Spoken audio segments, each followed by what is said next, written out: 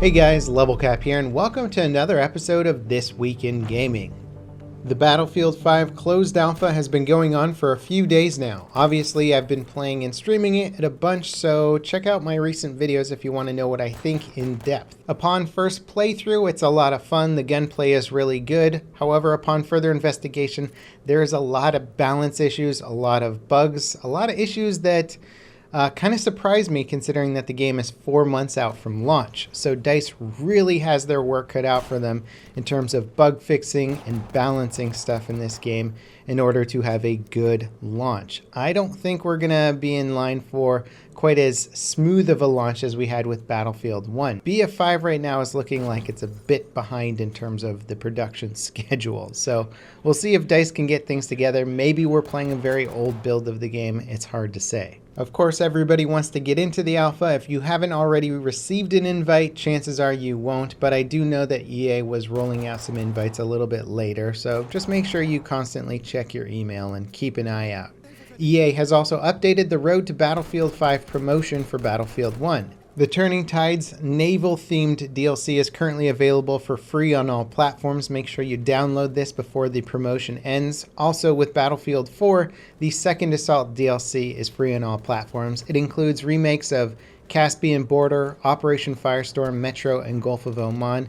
If you haven't played these before, you're a bit behind the times, but it's not too late. You can download them for free and check out some of the better content for Battlefield 4 and some pretty decent content for BF1 as well.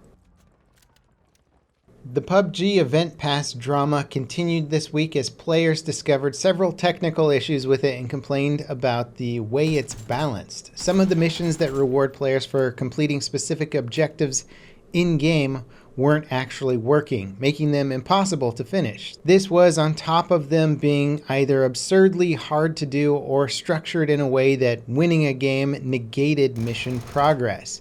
In response, the devs granted players bonus experience that amounts to about 1 level and rebalanced a few missions. They've also increased the daily XP cap from 80 to 120 and lowered the minimum gameplay time to get XP from 5 minutes to 2.5. Players are still getting frustrated that the length of the event pass hasn't been extended. Considering technical issues are literally preventing players from making progress on something they paid $10 for, an extension would be nice. People that put their PUBG cosmetic items up on the skin trading site OP Skins collectively lost over $1 million in items. PUBG item trading was locked a few weeks ago by PUBG Corp after players were found abusing it. Valve recently threatened to ban OP Skins trade bots from Steam. Between the time Valve made the threat and eventually followed through with it, the PUBG trade system remained locked down, preventing players from retrieving their items on OP Skins. Those items are now stuck in the banned bot accounts OP Skins used to enable their transactions. In more positive PUBG news, the PUBG Corp dropped their lawsuit against Epic Games this week. The exact details of the suit were never made fully public. What we do know, though, is that PUBG Corp was concerned that Epic abused their close working relationship while developing Fortnite's Battle Royale mode. Fortnite's long-awaited Playground mode was pulled just hours after launching. Playground mode gives players free rein to practice building, explore the map, and more without the consequences of dying. Unfortunately, long queue times and error messages forced Epic to disable the mode until fixes could be made. That said, between the time this video goes live and you see it, Playground mode could be working again. Epic have also filed a lawsuit against a former QA tester for leaking the impact site of the in-game meteor at the end of April before it landed the following month. The suit claims Epic suffered actual losses and irreparable injury because of the leak. That's despite the game generating nearly $300 million in April alone. Who knows how much monetary damage this actually caused, but moral of the story is, if you work for Epic Games, don't leak their shit. H1Z1's PlayStation 4 beta now has over 10 million players. At the end of last month, it was just over 4.5 million players. Anyone that played the game on PS4 before June 27th is getting a Dark Fire truck and the Sunrise Parachute skin.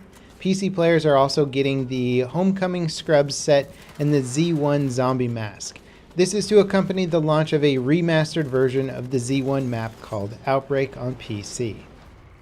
Sony has been getting a lot of grief for blocking the cross-platform play of Fortnite and Rocket League on the PlayStation 4. Fortunately, it seems like the mounting pressure from players is making Sony reconsider their position. They're now hinting at a possible compromise being in the works that gives players some of what they want without hurting Sony's bottom line. It's likely that they will enable cross-platform play, but won't allow skins or items bought on other platforms to be used on the PlayStation 4. Beta signups for Fear the Wolves, a battle royale game from the Servarium devs, are now live on the website. The game's official reveal trailer is heavily stylized, so it's unclear exactly how the game will play. The beta is going live before the game launches in Steam Early Access sometime this summer. Check the description below for a link to the sign-up page.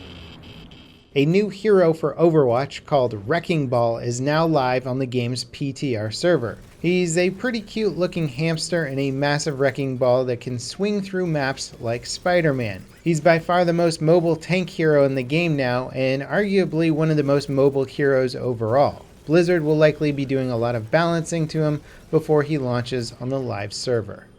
The latest DLC for Call of Duty World War II has been released. It's the third expansion for the game and is currently playable for PlayStation 4 players. It adds 3 multiplayer maps, a new story mission for the war mode called Operation Supercharge, and another chapter to the Nazi zombie story.